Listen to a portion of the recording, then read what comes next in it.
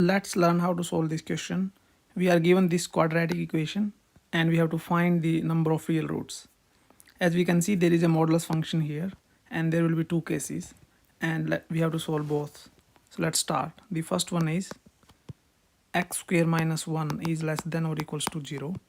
This means x is between minus 1 to 1 and our equation will be, which is 7x square plus x minus 5 equals to 0, and its roots will be minus 1 and minus 141 by 14 and minus 1 plus.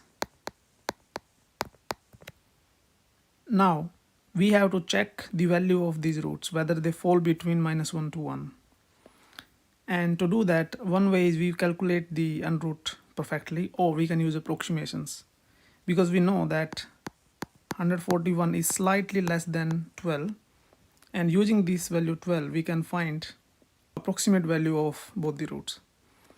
So if I put minus 12 here, which is definitely greater than the actual value, so the first root will be greater than minus 1, and similarly the second root will be less than 1. Therefore we have two roots from here. And let's move to the second case. For the second case, our x square minus 1 is greater than 0, which means x is less than minus 1 or x is greater than 1. And our equation will be, and we can find its root just using the same formula. Again, we can use some approximations to find the values of these roots. Similar to the previous case, we don't need to calculate the exact value of under root 13.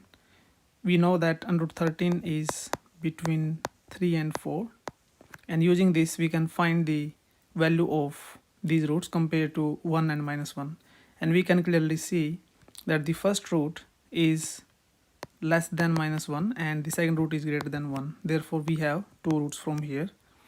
So ultimately we will have 4 real roots, and our answer is 4.